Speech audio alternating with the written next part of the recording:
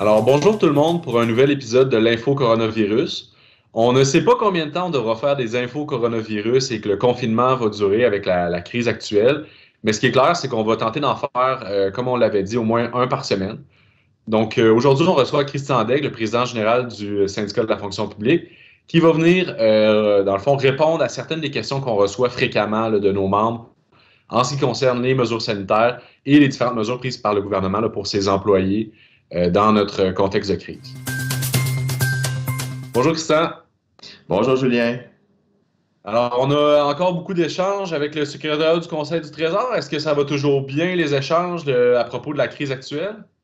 Malheureusement, les échanges ont diminué avec le Conseil du Trésor. Mais avant de continuer, j'aimerais ça en profiter pour souligner puis saluer le travail que nos gens font dans les différents ministères et organismes. Bien qu'on l'ait mentionné au Conseil du Trésor pour qu'il le mentionne aussi puis qu'il en fasse la promotion un petit peu, nos gens sont en première ligne aussi. Il y a le domaine de la santé, le domaine de l'alimentation, mais dans tous les ministères et organismes, on a des gens qui sont sur la ligne de front, qui reçoivent des citoyens et des citoyennes, qui mettent leur santé à risque également aussi. Puis je tiens à saluer le travail qu'ils font puis qu'elles font. On en a à différents ministères.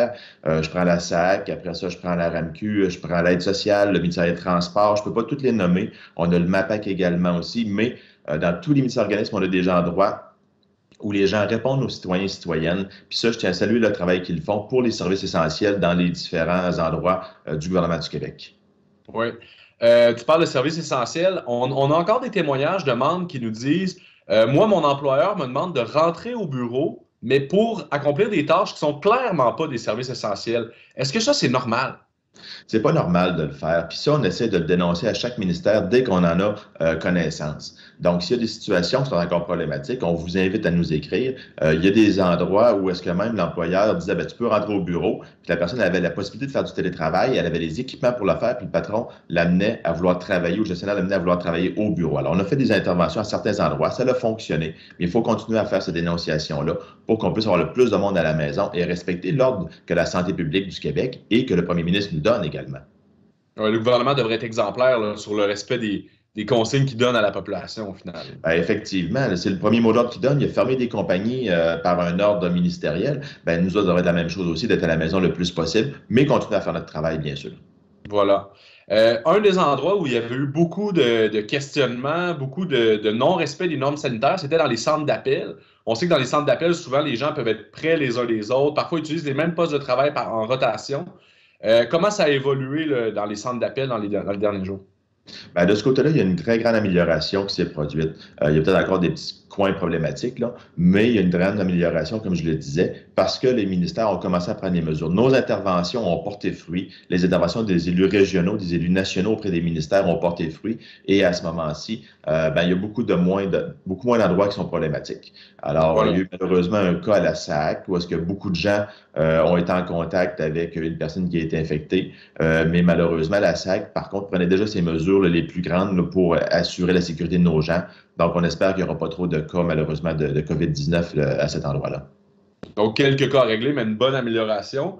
C'est un peu la même chose pour les comptoirs d'accueil, tous les endroits où il y a des guichets en contact avec la population. Là aussi, c'était pas évident. Les membres ont beaucoup de craintes parce que souvent, ils sont en contact avec beaucoup de citoyens et citoyennes. Dans le cas des guichets qui sont encore ouverts présentement, comment ça va? Ça s'est beaucoup amélioré aussi. On pense entre autres à l'aide sociale.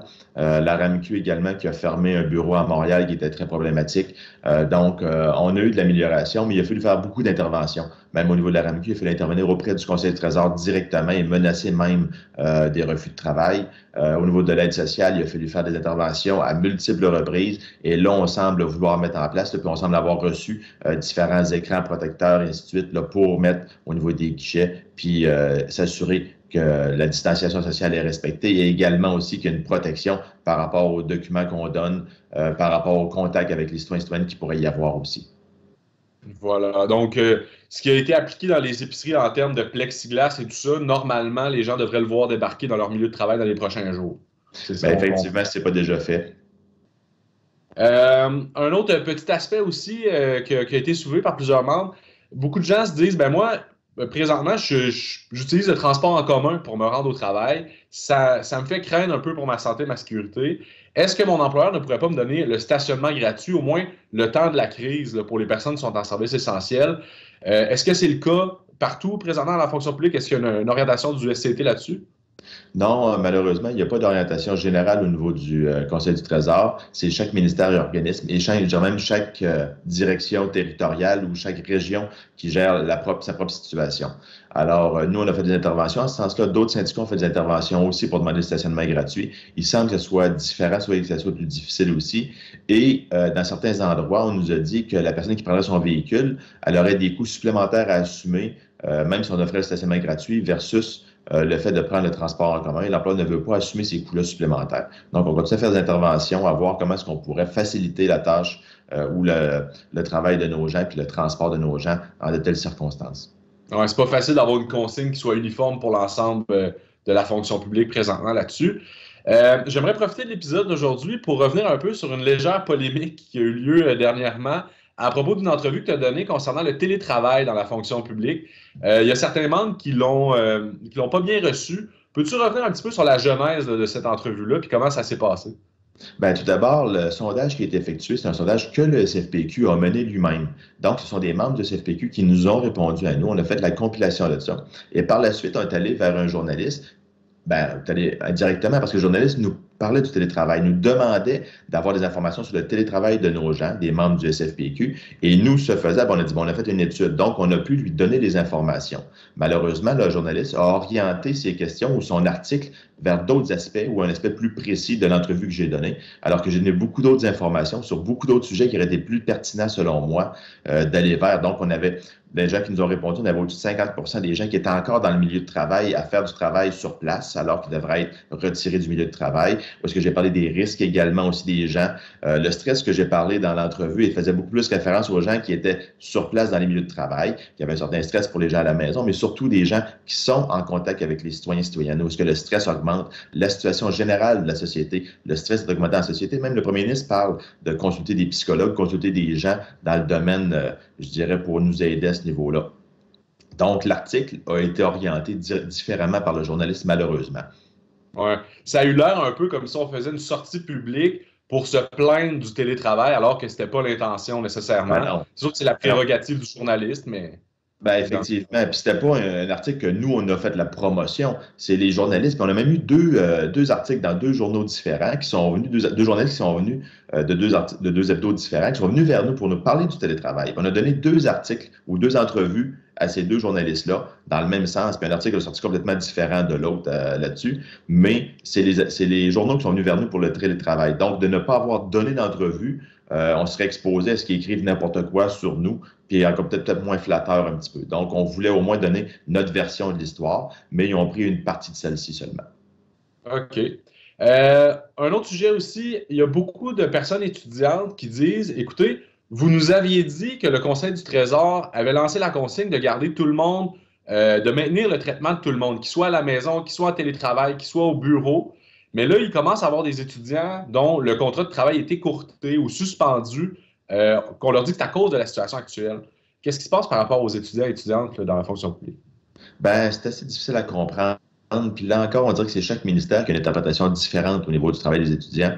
Alors qu'au début, le Conseil du Trésor nous a demandé expressément de pouvoir utiliser les étudiants non pas à 7 ou 14 heures par semaine, mais bien à temps plein pendant le temps de la crise là, de la COVID-19. Nous, on avait octroyé la possibilité de le faire, donc d'augmenter l'employabilité de ces gens-là. Ce qu'on a remarqué sur le terrain, c'est qu'à la place, ils étaient mis à pied et avec le traitement qui n'était pas maintenu dans certaines occasions. Alors, ça a été dénoncé. On en a fait part au Conseil du Trésor également. Ce qu'ils nous ont répondu, c'est que chaque ministère est autonome dans sa façon de fonctionner. Mais nous, on regarde à déposer des recours. Puis il y a des gens qui sont dans cette situation-là, compte tenu qu'on avait dit qu'on mettait le traitement. On ne sait pas où est-ce que les greffes pourraient amener, s'il va y avoir des droits ou pas. Ça va être à traiter éventuellement. Mais il pourrait y avoir des recours de déposer. Puis chaque personne qui subit une perte de traitement pourrait déposer un recours à ce moment-là, selon moi. Donc, les personnes peuvent nous contacter là, si c'est ce qu'ils vivent présentement. Puis on va aller effectivement, les gens peuvent contacter leurs dirigeants syndicaux, leurs délégués, le bureau régional également aussi. Et nous, au niveau du SFPQ, on va voir à faire les représentations nécessaires. Puis s'il y a des recours de déposer, à les défendre. On ne sait pas la résultante, mais on va au moins défendre les recours qui seraient déposés en ce sens-là. Alors, autre cas aussi qu'on voit de temps en temps, c'est des gens qui vivent avec des personnes vulnérables et à qui l'employeur demande de se rendre au travail. Donc, qu'est-ce qui est applicable dans ce cas-là? Est-ce que les gens sont obligés de se rendre au travail vraiment? Ben, ce qu'on a vu dans le mot d'ordre de la foire aux questions du gouvernement du Québec, du Conseil du Trésor, c'est que les personnes qui ont quelqu'un qui a une maladie chronique à la maison ne devraient pas aller au travail dans ce temps-là. Donc, on espère que les ministères organismes respectent les directives du Conseil du Trésor et ne forceront pas ces gens-là à se présenter physiquement au travail. Ils peuvent faire du télétravail. Il y a d'autres façons de rendre leur prestation de travail, mais elles ne devraient pas physiquement être dans les milieux de travail avec d'autres collègues de travail à ce moment-ci ou avec des gens de la population. Donc, en terminant, Christian, est-ce que tu as un message à lancer aux membres du SFPQ là, par rapport à la situation COVID-19 présentement? Oui, ben, en début de semaine, au niveau de chacun de nos bureaux régionaux, on fait un tour de tous les centres d'appel qu'on avait pour voir s'il y avait des situations problématiques à dénoncer. Il peut y avoir d'autres situations dans votre ministère ou dans votre organisme qui n'ont pas été dénoncées à ce moment-là. Donc, si vous avez des difficultés au niveau du contact avec les citoyens et citoyennes, si les normes de santé publique ne sont pas appliquées en termes de distanciation, en termes également aussi d'hygiène, on vous demande de nous contacter rapidement pour qu'on puisse intervenir, puis qu'on puisse dénoncer ces endroits-là, puis qu'on puisse rectifier le tir. C'est très important. Il faut éviter cette propagation-là. Puis il faut mettre tous les moyens de notre côté. Fait que si on peut vous aider là-dedans, faites-nous le savoir, s'il vous plaît. Communiquez avec nous très rapidement pour qu'on puisse le savoir. Et en finissant, de mon côté, ben, je tiens à vous souhaiter la meilleure santé possible. Faites attention. Prenez toutes les mesures nécessaires. Et puis, je souhaite la santé pour vous et pour tous vos proches également aussi. Merci, Christian. Ben, merci, Julien. Comme l'a dit notre président général, n'hésitez pas à nous écrire à communication@sfpq.qc.ca si les normes sanitaires ne sont pas respectées dans votre milieu de travail. On a fait des interventions tout le temps là, dans les derniers jours. On va continuer à en faire. La situation s'améliore, puis on ne va pas arrêter tant que chacun de nos membres ne sera pas dans un milieu qui est convenable d'un point de vue des normes sanitaires. Sur ce, ben, je vous souhaite une bonne santé, puis on se revoit très bientôt.